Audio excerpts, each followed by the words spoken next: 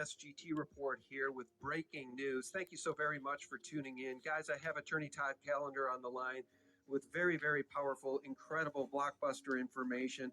We know we have a criminal government, right? There's a puppet in the White House pretending to be president who did not get 81 million votes. We know that, right? Okay, we can all agree on that.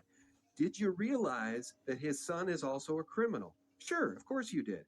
Joe Biden is a criminal, says ex-Obama whistleblower, alleging family kickback scheme. Great. We all know it's true. The mainstream horror media will continue to run cover for these people, but Todd has even more blockbuster information to share. Would you believe, friends, that the entire administration appears to be a puppet administration? Todd just filed a very important writ of quo warranto. What is, so I know this is, there's some Latin in here or whatever, but what is a petition for writ of quo warranto? What does that even mean? So it goes back, I think, is all the way to the Roman Empire days, where it's a petition for somebody to prove they have authority. And so this has been a human problem for thousands of years. People usurp authority and say, I am the law here. And this is where people go to court and say, on what basis do you call yourself the law?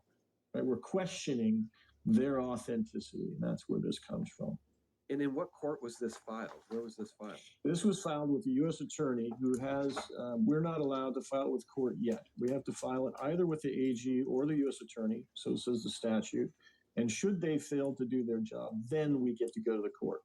So we filed it with the U.S. attorney in Washington, D.C., served it on him, in fact, Wednesday afternoon. And we're going to give him 10 days to do his job. And if he doesn't do his job, then we will petition the court directly. Let me give you a little bit of background on this.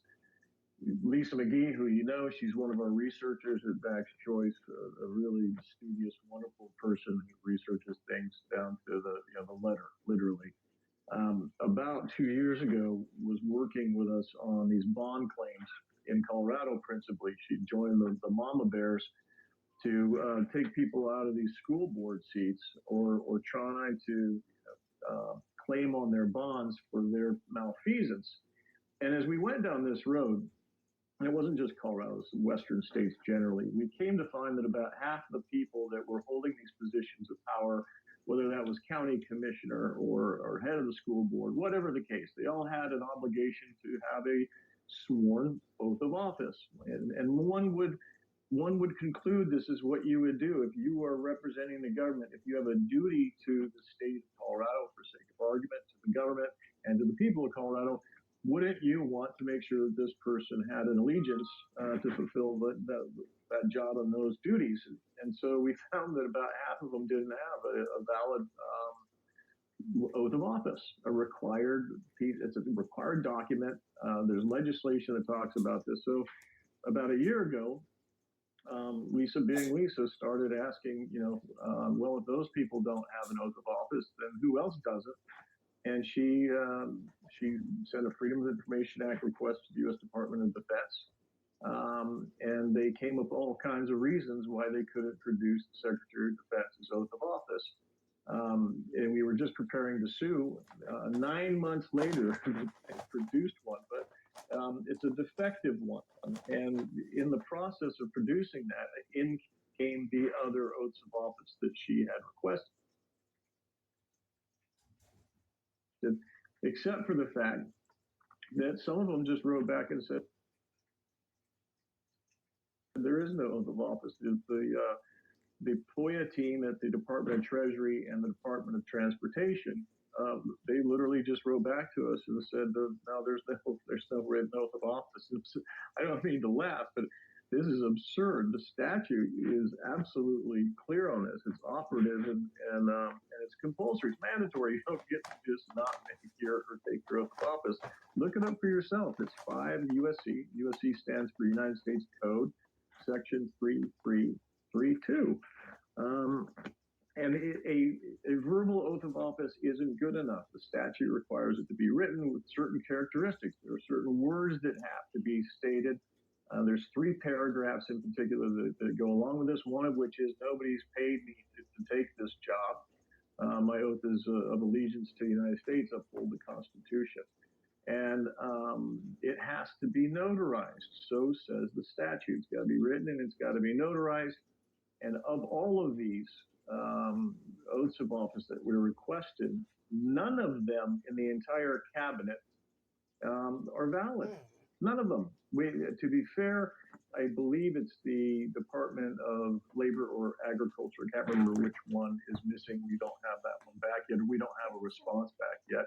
But the Department of Defense, they played games with us for 9 months.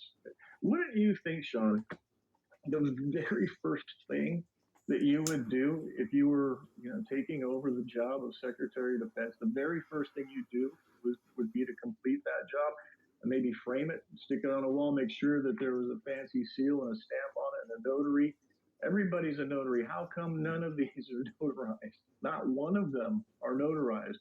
And we went to serve this on the U.S. Attorney. The statute under the Writ Quo Warranto provisions says that when you seek such a petition, you send it to either the U.S. Attorney or the Attorney General.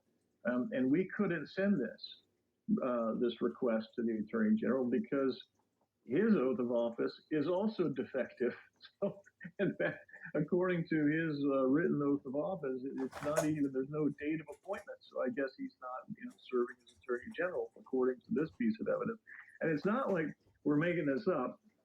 In the document that I sent you, in the document that we had personally served on the U.S. Attorney, we hired people to do that, just like I was filing a court case. This is effectively the TREASON court case. It states in there, here are the exhibits. It goes on for 100 pages, by the way, including the exhibits. And so this is not me saying this. When you read through the complaint, you will find that it lays out all the reasons why they have to have it. And we demonstrate what's wrong with the ones that we did receive, and those are appended as exhibits to this thing, so you can see for yourself. And what blows me away is all of the machinations these people that received the FOIA request went through to stop us. I mean, and in several cases, they just didn't answer at all. So I don't mean to be flippant or laughing about this in a rude way. I just find it to be absolutely absurd. It's a bizarro world, because when you think through the consequences of this, that every act they did, according to this statute, every act that they did is void ab initio. That means it didn't happen. So I'd love to play the what if game with you. Let's take Secretary Austin, for example.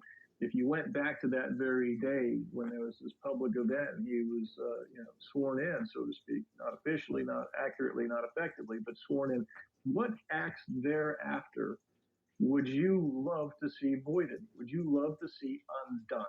I mean, I've got my own favorites, but I would love to hear if you had some. Well, how about vaccine mandates for military members? Sure. How about illegal wars not approved by Congress or the Senate? How about, I mean, there's a litany of crimes that this administration is responsible for committing. And so you're saying that Joseph Robinette Biden, the man masquerading as the president, he's a puppet who did not get 81 million votes. There is no clear oath of office. There is no record official. In the case of Biden, we didn't ask that question. We did, however, ask that question as to the vice president. So Kamala Harris. Kamala Harris, no official oath of office, no valid oath of office in written form. Yes, that's what I'm telling you. And you have the evidence yourself. And the same is true with AG Merrick Garland, who is committing crimes against Christians and conservatives, targeting his political opposition. Well, I would encourage you to, go to that exhibit and you can look for yourself. There is no appointment date on that exhibit. Right, so it's void, facially void, because according to this document, which is a required piece, before you get to do your job, you actually have to sign this thing. And so even though it's signed, it is not notarized. And on top of that, there is no appointment date, which would demonstrate to me that he is in fact not lawfully appointed at this moment in time. Well, let's look at that in a second. Maybe you can tell me where to go in this 100-page document, but I just want to read this right here. So for those individuals who do not produce the 5 U.S. Code 3332 affidavit within 10 days as described above, as well as those who have admitted they do not possess the requisite affidavit and those who have produced defective affidavits, here's what needs to happen. Immediately terminate their appointments or positions, fire them, render all official acts, bills, laws, regulations, or any official actions whatsoever, including the appointment of any subordinates, that includes cross-dressers and trans people, void, ab initio, and replace and restore all proper former office holders until competent replacements can be lawfully appointed. There appears to be a shadow government that is now running the show here, and it does make me wonder if the true, real, actual president isn't still Donald J. Trump. But anyway, where do you want to go in this document? See, I think that's really important. Let's go to Exhibit L. I believe that is page, standby 1, that's page 82. This is the Attorney General's correspondence with his office. So one of the things you'll note while you're getting there, as you look at these, everybody can look at these, right? We publish them everywhere.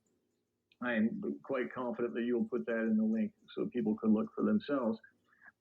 Is that despite the fact that this is supposed to be notarized, you find that there is no notarial stamp, there is no expiration date of their commission, and you don't know who it is that signed it anyway. Right? There's no name. How are we going to go and ask this person? Are you a notary? Well, if you're a notary, why didn't you stamp it as being a notary? And by the way, the appointment date, you dated the instrument yourself, whoever it was that witnessed it, but there's no date of appointment. What does that mean? There's just too many questions, and the statute is really clear. And for purposes of the law, people will say, well, it's not notarized, but it's witnessed. Well, it's not good enough. The statute says it has to be notarized, and the law itself says that when you have to present papers to a court, such as the one that we're seeking, it's the Federal District Court of Washington, D.C., should the U.S. Attorney fail